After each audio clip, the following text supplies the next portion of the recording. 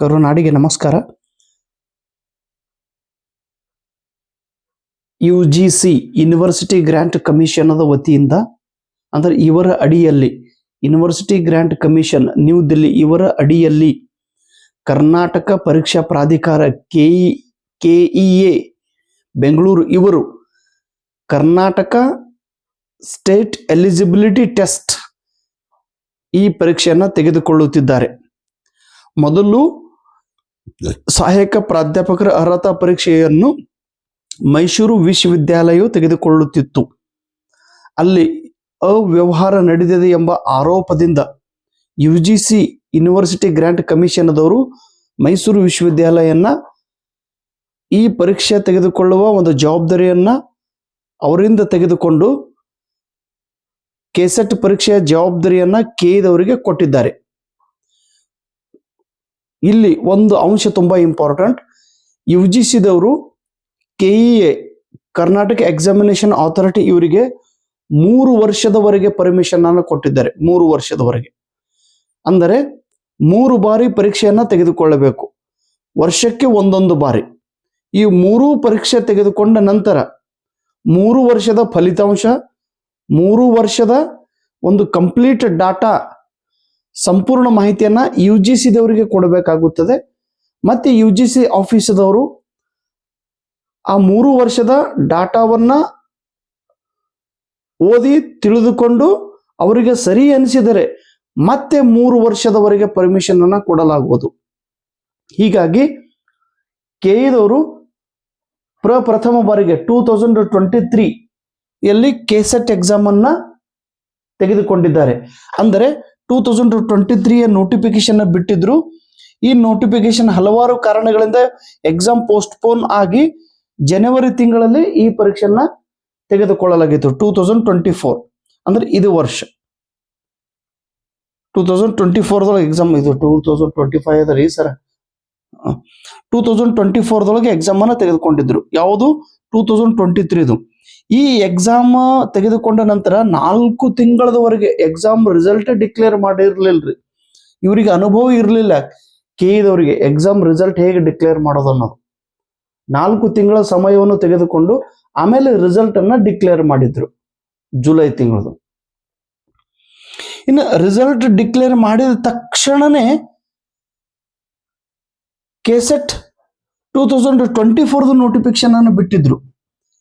ಒಂದು ಕಂಪ್ಲೀಟ್ ಆಯ್ತು, ಒಂದು ಪರ್ಮಿಷನ್ ಎಷ್ಟು ವರ್ಷದ ಸಲುವಾಗಿ? 3 ವರ್ಷದ ಸಲುವಾಗಿ ಒಂದು ಕಂಪ್ಲೀಟ್ ಆಗಿದೆ. ಇನ್ನು 2024 ನೋಟಿಫಿಕೇಶನ್ ನವೆಂಬರ್ ಅಲ್ಲಿ ಎಕ್ಸಾಮ್ ಅನ್ನ ಕಂಡಕ್ಟ್ ಮಾಡಿದ್ರು.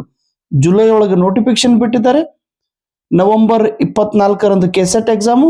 ಕೇವಲ 40 ದಿವಸಗಳಲ್ಲಿ ಮೊನ್ನೆ 4 ಜನವರಿ 2025ರಂದು ರಿಸಲ್ಟ್ ಅನ್ನ ಡಿಕ್ಲೇರ್ ಮಾಡಿದ್ದಾರೆ. 40 ದಿವಸಗಳ ಅಂತರದಲ್ಲಿ ತುಂಬಾ ಕ್ಲಾರಿಟಿ ರಿಸಲ್ಟ್ ಇದೆ. ಇದು ನಾನು ಎಲ್ಲಾ ರಾಜ್ಯಗಳ ಸೆಟ್ ಎಕ್ಸಾಮ್ ಅನ್ನ ನೋಡಿದ್ದೀನಿ. ಆದ್ರೆ ಈ ಬಾರಿ KEದವರು ತೆಗೆದುಕೊಂಡಂತ ರಿಸಲ್ಟ್ 2023 ಮತ್ತು 2024 ಸಂಪೂರ್ಣವಾಗಿ ಕ್ಲಾರಿಟಿ ಇದೆ, ಸ್ಪಷ್ಟತೆ ಇದೆ. ಯಾವುದೇ ತೊಂದರೆಗಳು ಇದರಲ್ಲಿ ಇಲ್ಲ, ಯಾವುದೇ ದೋಷಗಳು ಕೂಡ ಇಲ್ಲ. ಅಷ್ಟೊಂದು ಸ್ವಚ್ಛ ಮತ್ತು ಪ್ರಾಮಾಣಿಕವಾಗಿ ರಿಸಲ್ಟ್ ಅನ್ನ ಡಿಕ್ಲೇರ್ ಮಾಡಿದೆ ಈ ಬಾರಿಗೆ. ಇನ್ನು 2024 ಕಂಪ್ಲೀಟ್ ಆಯ್ತು. ಇವಾಗ 2025 ಈಗ ವರ್ಷ ನಡೆದಿದ್ದು 2025. ಈಗ ಅಕಾಡೆಮಿಕ್ ಇಯರ್ ಸ್ಟಾರ್ಟ್ ಆಗೋದು ನಾಳೆ ಜುಲೈ ತಿಂಗಳದೊಳಗೆ, ಜುಲೈ 2025. ಸೊ ಅಲ್ಲಿವರೆಗೆ ಈಗ ಅಂದ್ರೆ ಇವಾಗ ಅತಿ ಶೀಘ್ರದಲ್ಲಿ KE ವತಿಯಿಂದ 2025 ಕೆಸೆಟ್ ನೋಟಿಫಿಕೇಶನ್ ಬರಲಿದೆ. KEದ ಅಧಿಕಾರಿಗಳು ಪ್ರಸನ್ನ ಸರ್ ಅಥವಾ KE ಆಫೀಸರ್ ಗೊತ್ತೈತಿ ಇವಾಗ ಯಾವಾಗ ನೋಟಿಫಿಕೇಶನ್ ಬಿಡೋದು ಅನ್ನೋದು. 23 ಕಂಪ್ಲೀಟ್ ಆಗಿದೆ, 24 ಕಂಪ್ಲೀಟ್ ಆಗಿದೆ, ಈ 25 ಈ ವರ್ಷ. ಇನ್ನು ರಿಸಲ್ಟ್ 2025 ನೋಟಿಫಿಕೇಶನ್ ಬರುವುದಿದೆ. ಅದಕ್ಕೆ ಕಾರಣ ಏನು? UGCದವರು 3 ವರ್ಷದವರೆಗೆ ಪರ್ಮಿಷನ್ ಕೊಟ್ಟಿರುವುದರಿಂದ 23, 24, ಈಗ 25. ಈಗ ನೀವು ಏನ್ ನಿರ್ಧಾರ ಮಾಡ್ಬೇಕ್ರಿ? 2025 ಯಾವಾಗಲೂ ಕರಿಬಹುದು ನೋಟಿಫಿಕೇಶನ್. ನಿಮಗ್ ಜಾಯಿನ್ ನೋಡ್ರಿ, ಇವ್ರು ಪರೀಕ್ಷೆ ಪಾಸ್ ಆದವರು ಜಾಯಿನ್ ಇಲ್ಲೇ ಆಗ್ಬೇಕು. ಅವರು 24 ಎಕ್ಸಾಮ್ ಏನು ಮಾನ ಬರ್ದಿದ್ರಿ ಕೆಸೆಟ್ ಜುಲೈ 4 ಜನವರಿಗೆ ರಿಸಲ್ಟ್ ಡಿಕ್ಲೇರ್ ಆದಂಥ ವಿದ್ಯಾರ್ಥಿಗಳು ಇವರು ಜಾಯಿನ್ ಆಗ್ಬೇಕಾದ್ರೆ ಇಲ್ಲಿ 2025 ಜುಲೈ ಒಂದು ಕಾಲೇಜ್ ಜಾಯಿನ್ ಆಗಬೇಕು. ಸೊ ಆಲ್ರೆಡಿ ಈ ಬಸ್ ಹೋಗಿದೆ, ಇವಾಗ ಇದ್ರೊಳಗೆ ನಿಮ್ಗೆ ರಿಸಲ್ಟ್ ಬಂದಿಲ್ಲ ತಿಳ್ಕೊರಿ.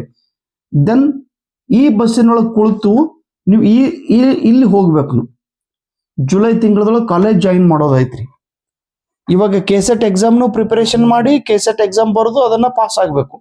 ಅದ್ರ ಜೊತೆಗೆ ನಿಮ್ಗೆ ಸಾಧ್ಯ ಇದ್ರೆ ಮಹಾರಾಷ್ಟ್ರ ಸೆಟ್ ಎಕ್ಸಾಮ್ ಕೂಡ ಬರೀರಿ ಅನುಭವದ ಸಲುವಾಗಿ.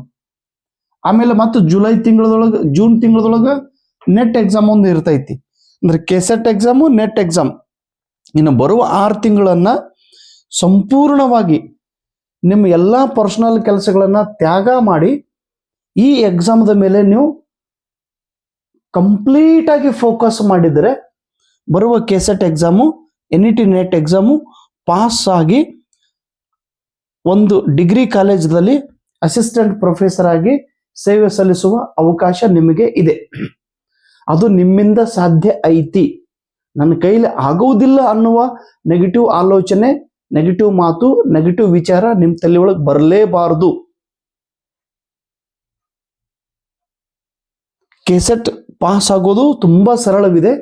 ಆ ವಿಧಾನ ನೀವು ತಿಳಿದುಕೊಳ್ಳಬೇಕು.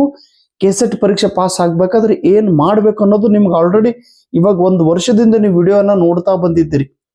ಸುಮ್ಮನೆ ವಿಡಿಯೋ ನೋಡೋದಲ್ಲ, ಆ ವಿಡಿಯೋದೊಳಗೆ ಹೇಳುವ ಪ್ರತಿಯೊಂದು ಟೆಕ್ನಿಕ್ ಅನ್ನ ನೀವು ಫಾಲೋ ಮಾಡಬೇಕು.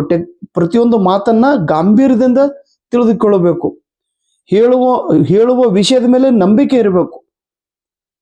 ಎಷ್ಟು ನೀವು ನಂಬುತ್ತೀರಿ ನನ್ನ ವಿಡಿಯೋಗಳನ್ನ ಅಥವಾ ನನ್ನ ಮಾತುಗಳನ್ನ, ಅಷ್ಟು ನಿಮಗೆ ಬೇಗ ರಿಸಲ್ಟ್ ಬರುತ್ತದೆ. ನನ್ನ ಮಾತು ನಂಬಿ ಅಥವಾ ಇತರ ಬೇರೆ ಗುರುಗಳು ಹೇಳುವಂತ ಮಾತುಗಳನ್ನು ಕೂಡ ನೀವು ನಂಬಿ ಕೆಸೆಟ್ ಎಕ್ಸಾಮ್ ಅನ್ನು ಬರೀರಿ. ಬರುವ 2025 ಅಂದ್ರೆ ಈ ವರ್ಷದ ಕೆಸೆಟ್ ಎಕ್ಸಾಮ್ ನಲ್ಲಿ ನಿಮಗೆ ಯಶಸ್ಸು ಸಿಗಲೇಬೇಕು. ಈಗ ಆಲ್ರೆಡಿ ನೀವು ಸ್ಟಾರ್ಟ್ ಮಾಡೋರು ಹೇಗೆ ಮಾಡ್ತೀರಿ?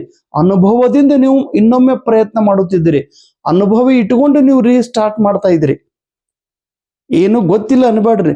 Already 2 mark, 4 mark, 10 marks, 20 marks ಏನು ಹೋಗಿದ್ದೈತಿ, ಅಥವಾ ಏನು ಹೋಗೇ ಇಲ್ಲ. ಈಗ ನೀವು ಪ್ರಾರಂಭ ಮಾಡಿದ್ರು ಕೂಡ you will get the result.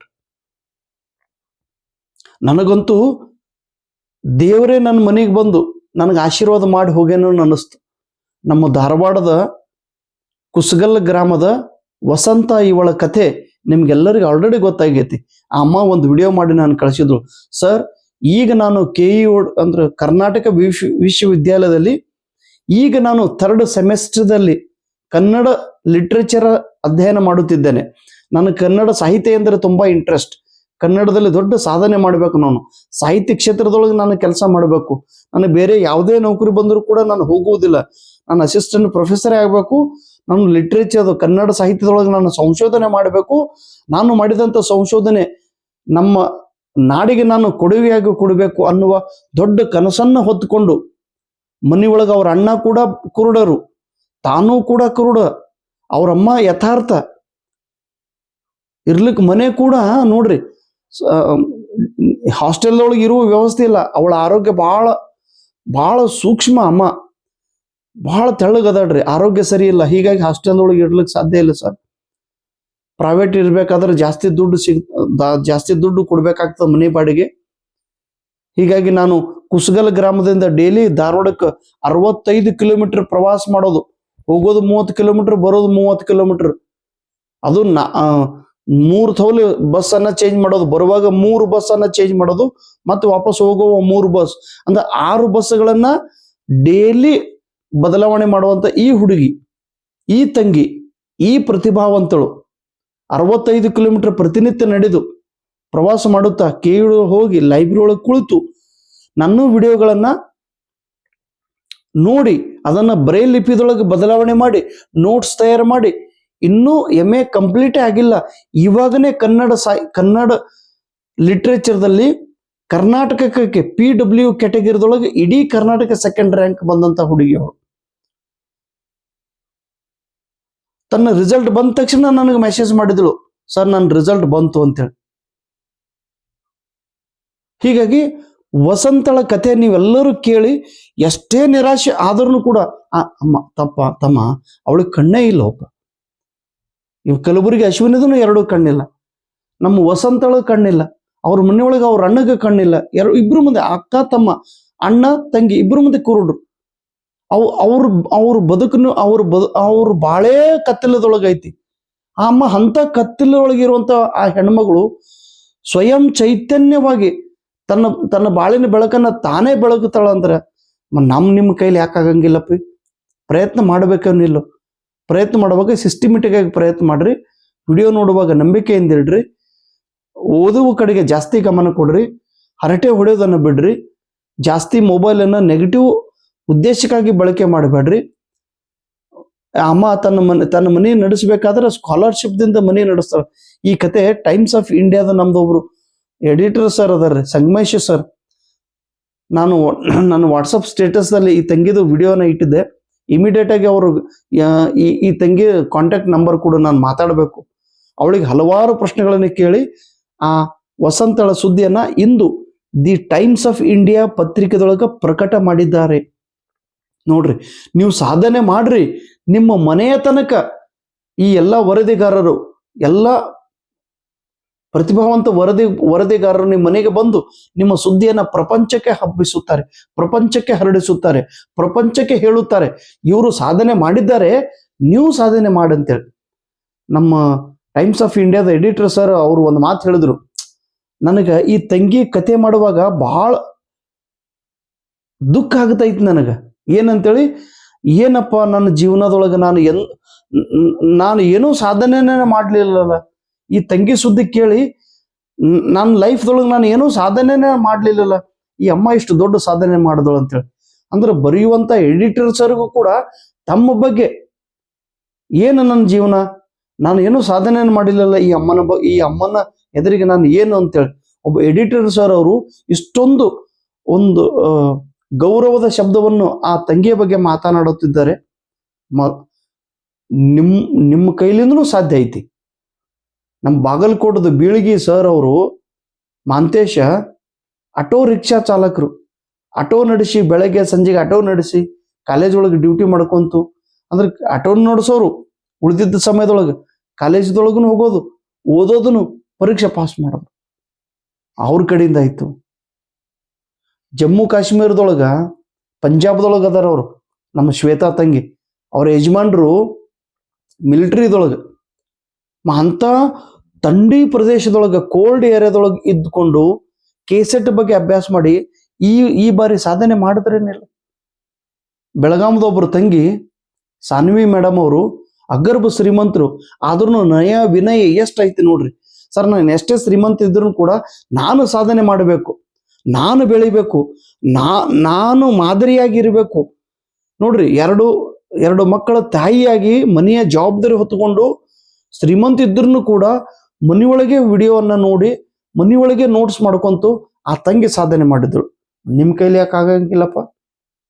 ಬೆಂಗಳೂರದವ್ರ PSI ಅವ್ರು ಮಿಸ್ಟರ್ PSI ಅವ್ರ ಹೆಂಡತಿ ಈ ಕೆಸೆಟ್ ಪರೀಕ್ಷೆನ ಬರೆದು ಪರೀಕ್ಷೆ ಪಾಸ್ ಆದ್ರು. ನನಗೆ ಅತಿ ಬಡವರು ವಿದ್ಯಾರ್ಥಿಗಳು ಕೂಡ ನನ್ನ ಸಂಪರ್ಕದಲ್ಲಿದ್ದಾರೆ. ದೊಡ್ಡ ಶ್ರೀಮಂತ ಮನೆತನದ ವಿದ್ಯಾರ್ಥಿಗಳು ಕೂಡ ನನ್ನ ಸಂಪರ್ಕದಲ್ಲಿದ್ದಾರೆ. ಬಡವ ಶ್ರೀಮಂತ ಅಧ್ಯಯನ ಮಾಡುವ ಸಲುವಾಗಿ ಬಡವ ಶ್ರೀಮಂತ ಏನೂ ಸಾಧ್ಯ ಇಲ್ಲ. ಓದುವ ಮನಸ್ಸು ಬೇಕು, ಮಾಡುವಂತ ಮನಸ್ಸು ಬೇಕು, ಮುಂದೆ ಹೋಗುವಂತ ಇಚ್ಛೆ ಬೇಕು. ನಾನು ಬೆಳೆಯಬೇಕೆಂಬ ಆಸೆ ಯಾರ ಹತ್ರ ಇರುತ್ತದೆಯೋ ಆತನು ಮಾತ್ರ ಬೆಳೆಯುತ್ತಾನೆ, ಆತನು ಮಾತ್ರ ಬರುವ ಕೆಸೆಟ್ ಎಕ್ಸಾಮ್ದಲ್ಲಿ ಯಶಸ್ವಿ ತಾಳುತ್ತಾನೆ. ಆ ವಸಂತನ ಕತೆ ಕೇಳಿದ ತಕ್ಷಣ ಆ ಹಾಡು ಎಷ್ಟು ಸೂಟೇಬಲ್ ಆಗಿದೆ ಅಮ್ಮಗೆ. ಅರಳುವ ಹೂಗಳೇ ಆಲಿಸಿರಿ, ಬಾಳೊಂದು ಹೋರಾಟ ಮರೆಯದಿರಿ, ಬೆಳಕಿನ ಕಿರಣಗಳೇ ಉಳಿಸಿರಿ, ಬಾಳೊಂದು ಹೋರಾಟ ಮರೆಯದಿರಿ. ನೋಡ್ರಿ, ಮನಸ್ಸು ಎಂಬ ಕನ್ನಡಿಯು ಒಡೆದು ಹೋಗಬಾರದು, ಬಾಳು ಒಂದು ಗೋಳು ಅಂತ ಓಡಿ ಹೋಗಬಾರದು. ನೋವು ಮತ್ತು ನಲಿವು ಜೀವನದ 2 ಗಾಲಿಗಳಿದ್ದ ಹಾಗೆ. ಪ್ರತಿಯೊಬ್ಬ ನಡೆಯುವಂತ ವ್ಯಕ್ತಿಗೆ ಒಂದೊಂದು ಹೆಜ್ಜೆದೊಳಗೆ ಒಂದೊಂದು ದಾರಿ.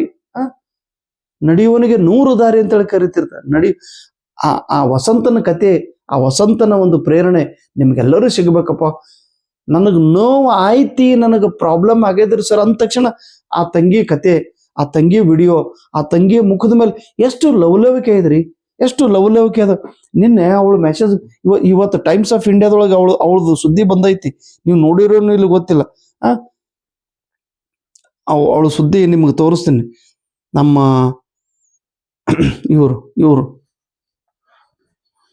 ಇವರೇ ಆ ತಾಯಿ. ಅಣ್ಣ ಕುರುಡ, ತಂಗಿ ಕುರುಡ್ರು, ಅಮ್ಮ ಯಥಾರ್ಥ. ಹಾಸ್ಟೆಲ್ ಒಳಗೆ ಇರ್ಬೇಕಂದ್ರು ಇವರು ಸುದ್ದಿ ಮಾಡಿದ್ರು. ಇವರು ನಮ್ಮ ಸರ್ ಅವರು, ಸಂಗಮೇಶ್ ಸರ್ ಅವರು, ಟೈಮ್ಸ್ ಆಫ್ ಇಂಡಿಯಾದೊಳಗೆ ನ್ಯೂಸ್ ಬಂದದ ನೋಡ್ರಿ. Visually challenged student triumphs with second rank in KSET despite obstacles. ಮತ್ತೆ ಇವಳು ಇಷ್ಟೆಲ್ಲ ಸಾಧನೆ ಮಾಡ್ಯಾಳ, ಮತ್ತೆ ನಿಮ್ಮ ಕೈಲಿಂದ ಯಾಕೆ ಆಗಂಗಿಲ್ಲಪ್ಪ? ಇಲ್ಲ ನನ್ನ ಹೆಸರು ಬರೋದು. ಕೌಂಟಿಗೆ commented that while many candidates struggle to crack KCET in 3 to 4 attempts, but despite all the challenges, Hulgannavar did it in her debut attempt in November 2024. This time over 1,70,000 appeared for KCET exam. Hulgannavar and her elder brother LF Hulgannavar. ಇವ್ರ ಬಗ್ಗೆ ಎಷ್ಟು ಹೇಳಿದ್ರು ಕಡಿಮಪ್ಪ. So ಬರುವ KCET ಎಕ್ಸಾಮ್ದೊಳಗೆ any condition you will get the result. I am with you. ನನ್ನ ಜೊತೆಗೆ ಎಷ್ಟು ಅನುಭವ ಐತೆ ಅಷ್ಟು ಅನುಭವ ನಿಮ್ಮ ಜೊತೆಗೆ ನಾನು ಹಂಚ್ಕೊತೀನಿ. ನೀವು ಕೂಡ ಬೆಳೀರಿ, ನಿಮ್ಮ ಬದುಕನ್ನು ನೀವು ಕಟ್ಟಿಕೊಳ್ಬೇಕು. Thank you so much. ನಮಸ್ಕಾರ.